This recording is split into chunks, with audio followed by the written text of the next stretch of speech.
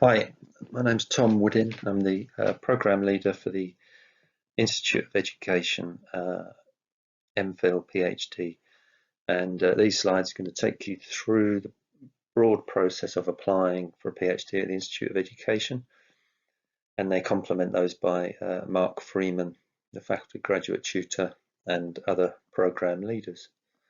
My email's on there and I included it at the end, so do email if nothing's clear, or come to the open day and we can answer your questions there. Right. So UCL has a UCL doctoral school. The basic information is there.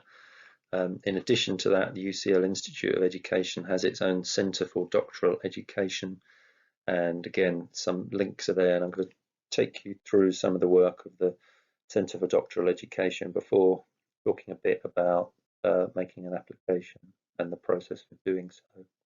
So in total, there's about 724 research students at the institute, and just under 6,000 is in 2018 figures at UCL. So it's quite a significant community of doctoral researchers. The IOE also has 213 eligible principal supervisors and 107 subsidiary supervisors, and all students must have a principal and subsidiary supervisor. I think Mark mentioned in his presentation lots of libraries, learning spaces in the IOE, but also beyond in Bloomsbury.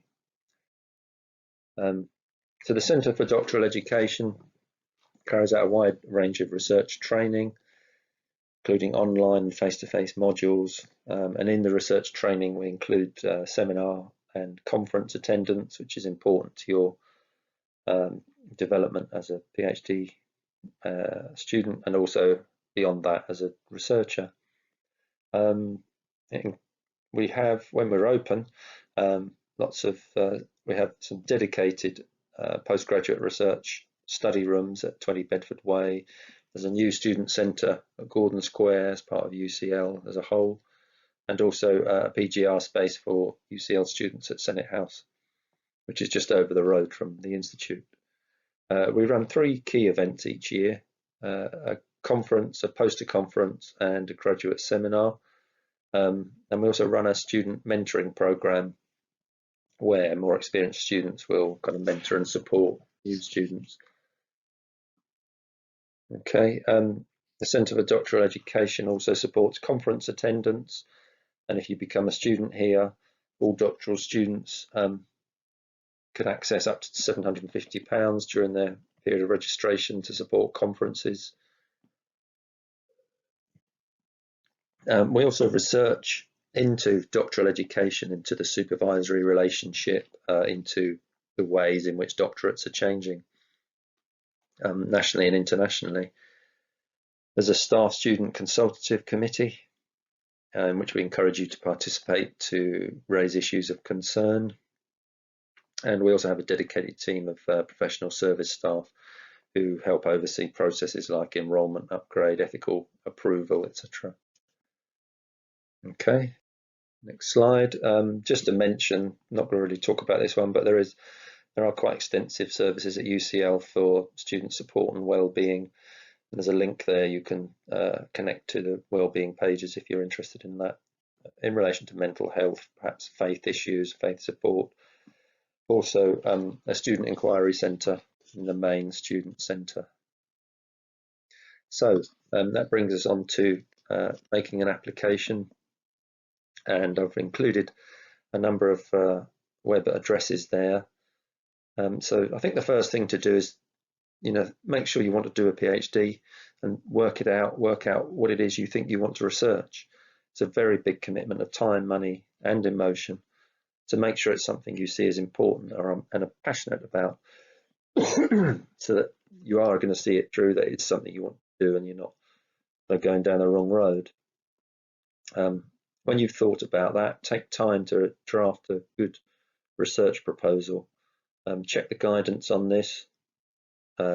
Many research proposals will include things like an introduction, a literature review, a set of research questions, your theoretical framework and methodology, set of sources that you'll be using, and then some thought about how you're going to analyze those sources, perhaps, and something on ethics, and also references. And then ask yourself, is this a realistic plan?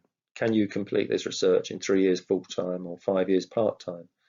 Do you have access to interviewees or different historical sources or whatever kind of research you happen to be doing? It's quite common for students to think they're going to lay out in a research proposal something that might take 20 years, but that's not, it's got to be realistic to the program of study. And then you want to search for a supervisor. You don't apply until you have a supervisor in place. So you can't just make an application without the supervisor, and this is where the hard work starts, really. You should write to supervisors with your topic and/or send them a completed research proposal. Your proposal should relate to their research interest directly. And you'll want to find 2 supervisors, a principal and a subsidiary. But some departments will initially accept you with just the principal, and then they'll make arrangements later with you, put the subsidiary in place. So just to reiterate, don't apply before you have the supervisor in place, because if you do, it'll cause many delays, because we'll just get back to you and say, well, you need to find a supervisor before we can take the application forward. So each department has its own MPhil PhD program, and you want to apply to the one where your principal supervisor is based. There's another link there.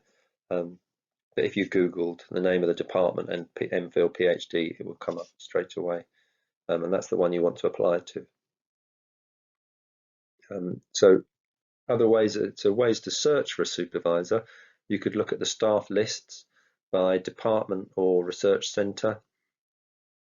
You can search for individuals or areas of interest on the IRIS database, and the link is there.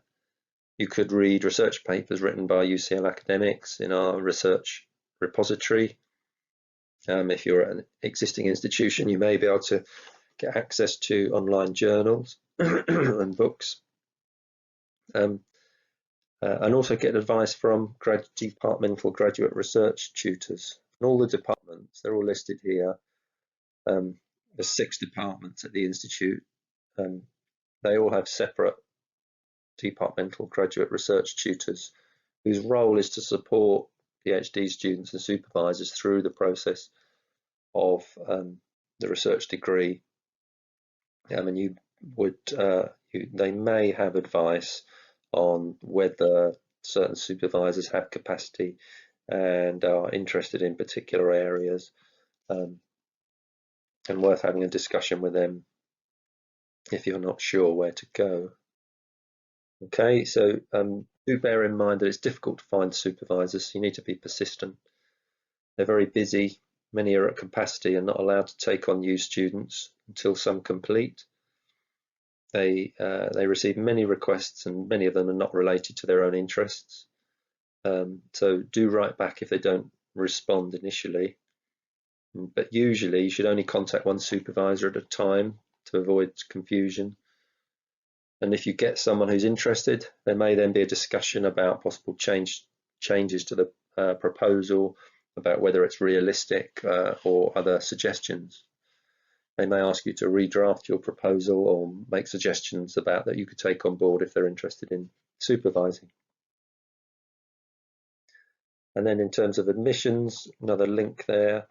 The admissions email will help you with kind of technical issues. Do my qualifications count? You're unsure. The basic criteria at the moment: you need a master's degree, usually at merit or above, and international students do need an IELTS advanced score unless you have completed an English course of study in an English-speaking country within the last 2 years. I put something in here about funding. There isn't a lot of funding available, unfortunately. It's highly competitive. To stand a good chance, you usually have to have very good qualifications, an excellent timely proposal that's both rigorous but accessible to non-specialists, and it looks like an important piece of research to do.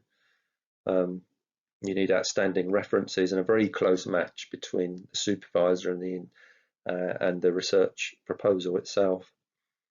And then 3 links there that link to some UCL scholarships, suggestions about other places to get funding, as well as the ESRC Doctoral Training Centre